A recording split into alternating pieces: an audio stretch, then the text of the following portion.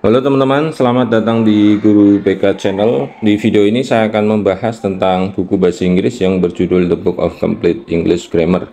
Ya, buku ini terdiri dari banyak bab dan kita akan mulai dari bab 1 dulu. Kita akan bicara tentang sintaksis ya. Di sini secara sintaksis itu artinya ilmu tentang kalimat gitu ya. Sintaksis adalah ilmu tentang kalimat.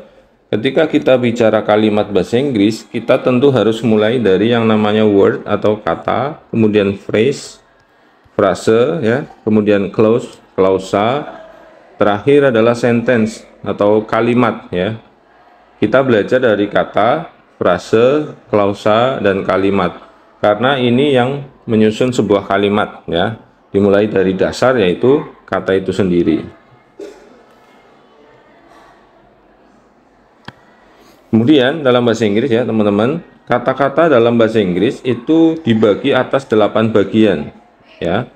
Dibagi menjadi 8 bagian kata yang disebut the 8 parts of speech. Jadi yang sering dibahas oleh teman-teman juga adalah part of speech ada 8. Nah, saya sarankan teman-teman yang sedang belajar bahasa Inggris ya, tenses, grammar ataupun untuk TOEFL, saya sarankan teman-teman harus paham dan hafal ya. Harus hafal menurut saya. Jadi kalau hafal itu nanti enak menyebutkannya ya. Jadi kalau kita untuk analisis kalimat, hafalan ini sangat perlu. Kita mulai dari yang pertama ada noun, kata benda ya. Kemudian adjective, kata sifat. Kemudian ada verb, ada pronoun, ada adverb, kata keterangan ya. Kemudian ada preposition, kata depan. Kemudian ada conjunction, terakhir interjection atau kata seru. Jadi teman-teman harus hafalkan ya, noun, adjective, verb, pronoun, adverb, preposition, conjunction, dan interjection ya. Dengan hafal ini teman-teman akan lebih mudah ke bab-bab selanjutnya ya. Coba kita bahas mulai dari satu persatu, dari noun dulu atau kata benda. Di sini kata benda adalah ya, kata benda adalah kata yang dipakai untuk menamai orang ya. Misalkan saya Abdul Mujib, maka Mujib itu menjadi kata benda. Kemudian binatang kayak kucing, misalkan cat gitu ya. Benda misalkan buku, book. Tempat misalkan Jakarta gitu ya. Perbuatan atau sifat. Kita ambil contoh di sini. Ada Renaldi berarti nama, student ya, murid, woman ya, juga noun. Foreigner ada sunflower, ada courage. Nah, ini juga noun semua ya. Coba kita lihat di contoh penggunaannya dalam kalimat. Kita cari yang noun dalam kalimat ini. Yang pertama, Renaldi is a student. Renaldi itu noun ya, kemudian student juga noun. Kenapa tahu Renaldi noun dan apalagi a student sebagai noun? Salah satu ciri noun adalah sebelum kata benda itu ada unsur ya, plus noun. Makanya a student pasti studentnya adalah noun. Kemudian selanjutnya the woman ya, the woman noun. The foreigner noun. Nah, ini ciri lagi dalam kata benda itu selain didahului oleh ada kata the ya. The itu plusnya juga noun. Setelah itu pasti noun, setelah the itu pasti noun. Makanya the woman noun ya di sini. Kemudian the foreigner juga noun ya. Itu cara menganalisis itu noun atau bukan. Kemudian selanjutnya ada the sunflower, ini pasti noun. Kenapa? Karena ada the-nya ya. Di sini ada the-nya. Kemudian expensive enough ya. Expensive enough ini menjadi keterangan ya atau kata sifat ya. Expensive itu adalah kata sifat. Kemudian enough-nya adalah kata keterangan.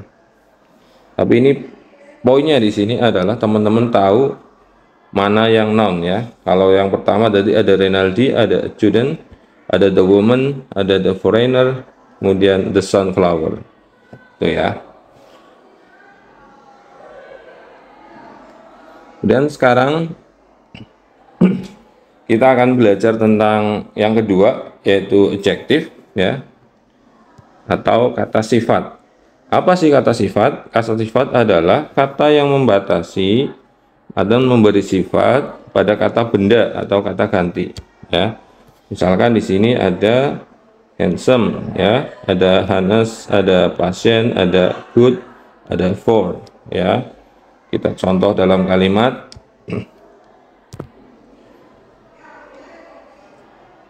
he is a handsome boy ya.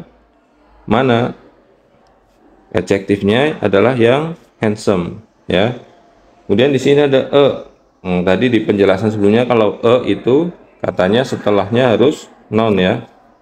A harus plus noun. Lah, nounnya yang mana? Nounnya adalah yang boy ini ya. A boy. Nah, di antara a dan boy bisa disisipi adjektif, makanya menjadi a handsome boy ya. Ini nanti dibahas di materi noun phrase ya. Ini dibahas di noun phrase nanti. Ini belum sampai. Tapi di bab ini, di pembahasan ini teman-teman harus paham dulu yang namanya adjective. Dan kedua ada he is honest. Nah, jujur ya. Jujur adalah kata sifat. Kemudian selanjutnya adalah you are patient ya. Kamu sabar. Kemudian she is a good girl. Nah, a good girl ini mirip dengan yang a handsome boy ya. Ada a, kemudian ada nounnya girl ya di sini. Jadi seperti itu.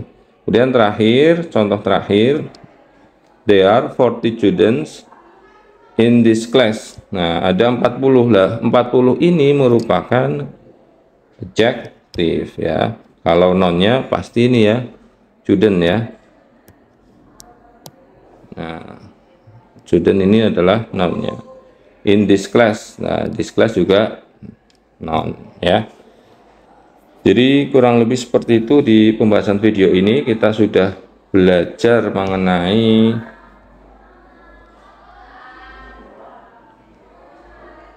kata-kata dalam bahasa Inggris. Ada 8, kita review sebentar ya. 8 itu ada noun, adjective, verb, pronoun, ada adverb, preposition, conjunction, dan interjection. Dan di video selanjutnya kita akan bahas lebih detail mengenai 8 jenis kata ini. Yang di video ini sudah terbahas 2, yaitu noun, kata benda ya, untuk menamai orang. Kemudian sudah dibahas juga mengenai kata sifat ya, kata yang memberi sifat pada benda ya. Misalkan di sini laki-laki, boy atau anak laki-laki yang apa ya, dibatasi karena yang handsome. Itu dia ingin menunjukkan bahwa dia laki-laki ini adalah laki-laki yang yang ganteng, yang tampan gitu ya.